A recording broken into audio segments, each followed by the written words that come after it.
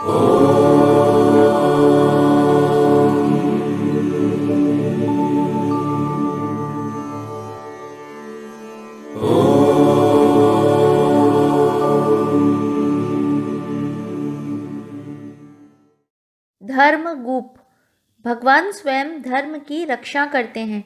वे धर्म के धाता, विधाता एवं संघाता हैं। इसलिए भगवत गीता अध्याय 4 श्लोक 8 में भगवान ने कहा है कि धर्म संस्थापना के लिए वे प्रत्येक युग में प्रकट होते हैं, इसलिए धर्मगुप्त नाम से अलंकृत हैं।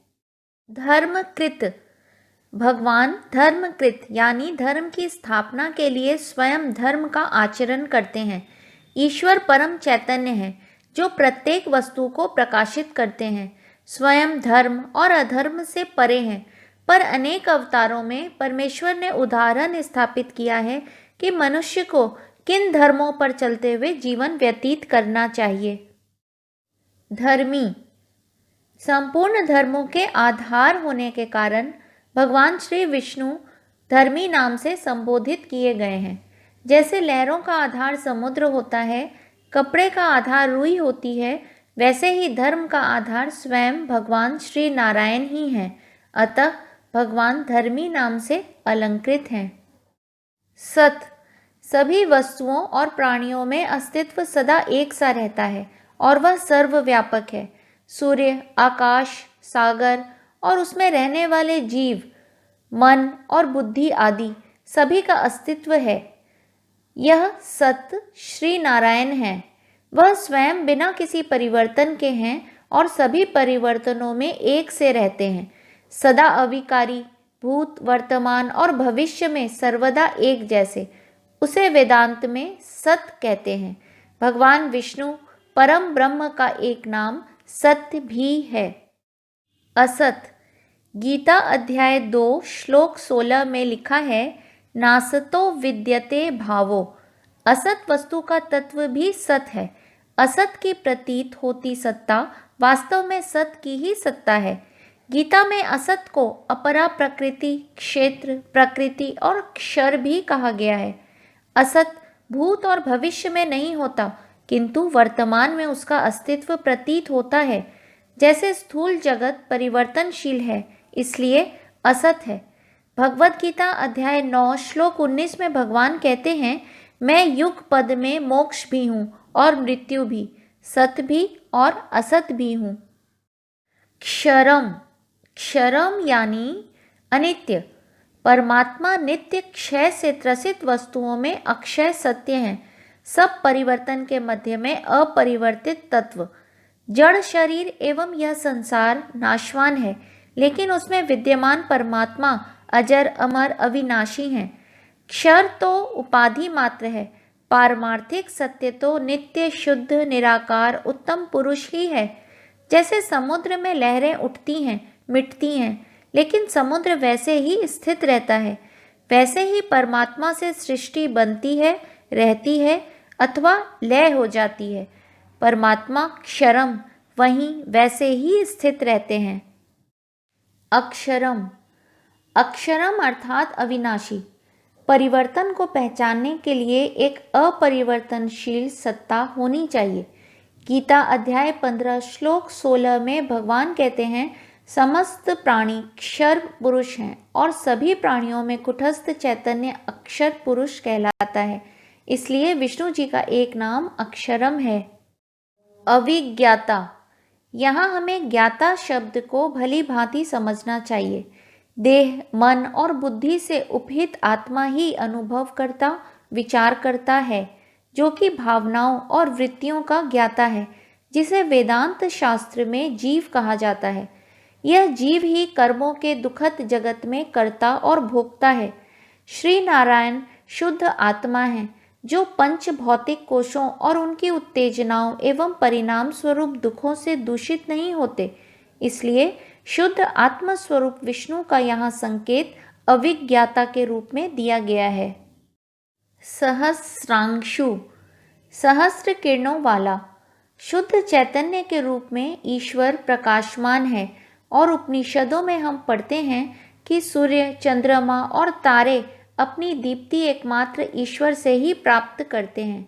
वास्तव में उपनिषद निष्कर्ष पर पहुँचते हैं कि उस चैतन्य के प्रकाश से ही सब प्रकाशित होता है। यह सब कुछ उसी के प्रकाश से प्रकाशमान है। या हम कह सकते हैं कि श्री नारायण सूर्य के रूप में प्राणियों के विश्व को प्रकाशित और पोषित करते हैं, क्योंकि संस्कृत में सूर्य का नाम सहस्रांशु है। विधाता, सबको आश्रय देने वाले या सबको धारण करने वाले। प्रत्येक वस्तु के अंतिम अधिष्ठान के रूप में परमेश्वर प्राणियों के पूर्ण विश्व को आश्रय देते हैं, लेकिन उन्हें किसी के आश्रय की आवश्यकता नहीं होती, क्योंकि वे अपना आश्रय स्वयं हैं। परमेश्वर नाम रूपात्मक जगत का अभिन्न निमित्त, उपादान और उपकारी कारण है। कृत लक्षण, जो 6 गुणों के कारण प्रसिद्ध है: ऐश्वर्य, धर्म, यश, श्री, ज्ञान और वैराग्य। पौराणिक साहित्य का अनुसरण करते हुए श्री नारायण ने अपने वक्ष पर महर्षि भृगु के चरणों के प्रहार का चिन्ह लिया। वेदांत की दृष्टि से यह शब्द सर्वदा विद्यमान शुद्ध चैतन्य का संकेत देता है, जिसकी प्राप्ति मुक्ति के लिए अनिवार्य है। लक्षण का अर्थ शास्त्रीय ग्रंथ भी है, इसलिए इस शब्द का अर्थ शास्त्रों के रचयिता ईश्वर भी हो सकता है।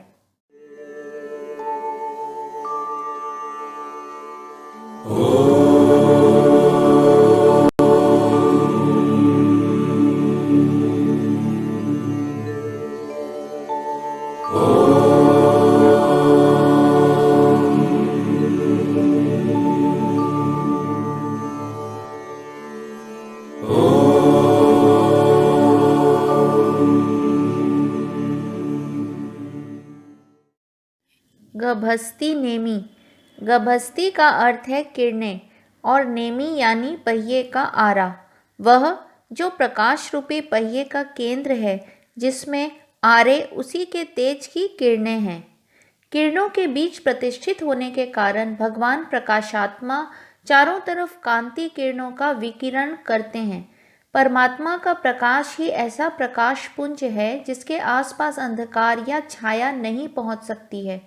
तमस से परे आदित्य के आलोक से महामंडित भगवान विष्णु का तेज ही सूर्य, चंद्र तथा अग्नि में आधार और आकार के अनुसार प्रतिभासित होता है।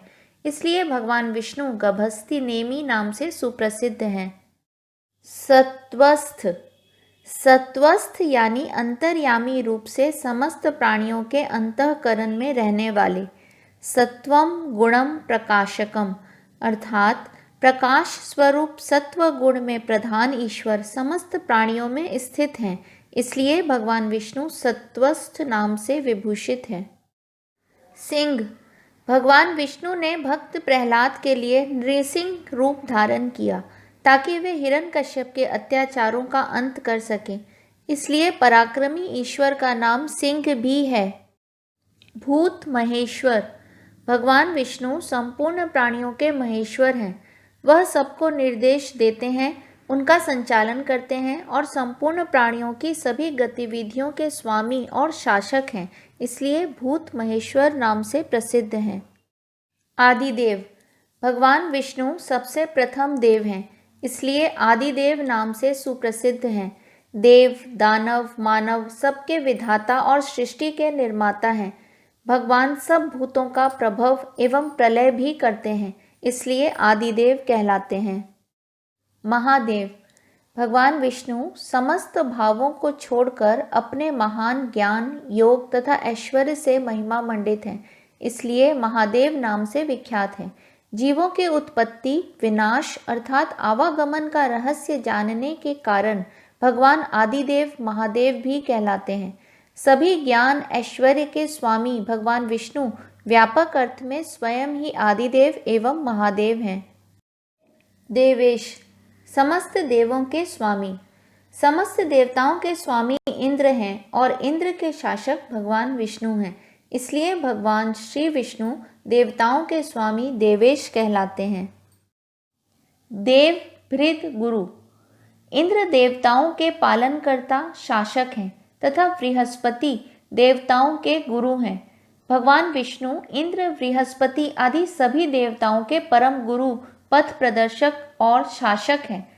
उनके शासन में सभी देवता अपने अपने कर्तव्यों का नियमबद्ध रूप से तत्परता से पालन करते हैं। सब विद्याओं के वक्ता होने के कारण श्री विष्णु देव भृत गुरु नाम से संबोधित किए गए हैं। हरि ओम। श्री विष्णवे नमः।